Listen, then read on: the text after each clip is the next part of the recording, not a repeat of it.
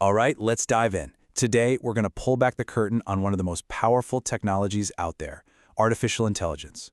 We'll break down what it really is, take a look at how we're even trying to build it, and see just how close it's getting to what we can do. So, let me ask you something.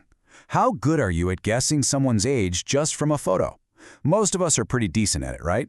But could you actually write down a set of step-by-step instructions for a computer to do the same thing? Probably not. You just kinda know. And that little puzzle right there is the very heart of AI. And that is the fundamental challenge. We can't just write a simple program for things like guessing an age or telling a cat from a dog, because we don't even consciously know the rules we're using ourselves. These are exactly the kind of problems that AI was invented to solve. This leads us straight to this idea of the unprogrammable. I mean, how do you build a machine to solve a problem when you can't even define the rules yourself? The whole journey really has to start by defining the goal, which means we have to ask, what is intelligence anyway? Yeah, this is where it gets tricky. There's no single definition of intelligence that everyone agrees on. You might think your cat is a genius, but your friend might see it differently. We can't give it an IQ test. So if we can't even nail down a perfect definition, how are we supposed to test for it in a machine? Well, to get around this philosophical mess, the brilliant computer scientist Alan Turing came up with a clever way forward. He basically decided to sidestep the whole debate about what intelligence is and just created a practical test. His idea was beautifully simple. Let's just compare the machine directly to the one thing we all agree is intelligent, a person. So here's how it works. It's essentially a game of imitation. You've got a human judge who's having a text conversation with two others, but they don't know which is a human and which is a computer. If the judge can't reliably figure out who's who, then bingo, the machine is said to have passed the test. Now, back in 2014, this test got a really interesting real-world run. A chatbot named Eugene Goostman got super close to passing, but it did it with a really clever trick. It pretended to be a 13-year-old Ukrainian boy, and it used that persona to excuse all of its weird grammar and gaps in knowledge. And this shows something so important.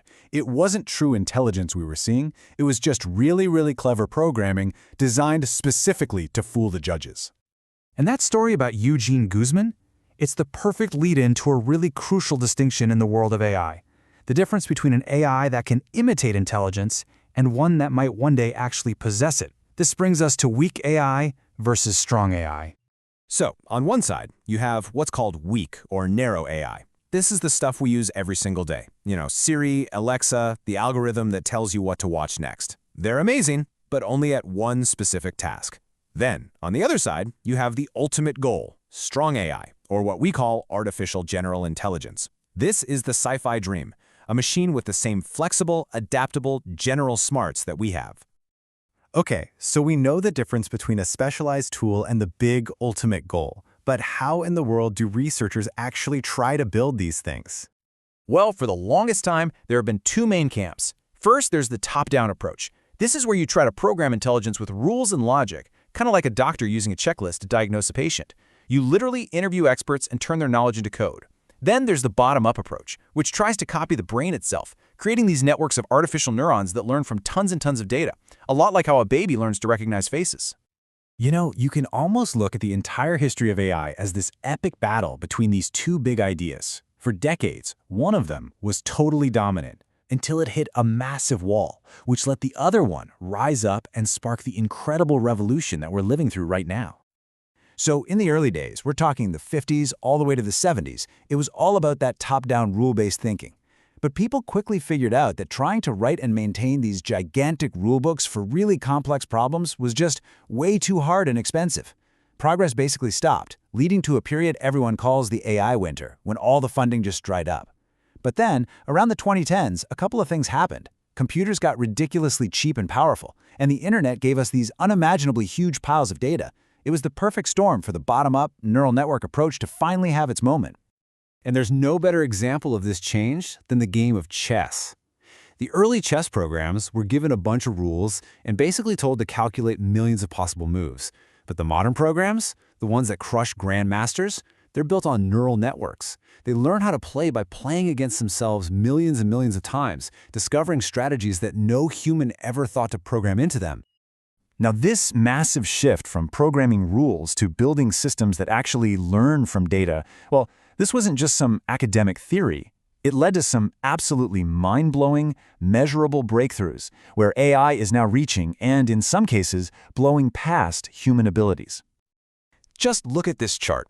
This shows the error rates for AI in a big image recognition contest. See that massive drop in 2012? That's the exact moment deep neural networks burst onto the scene.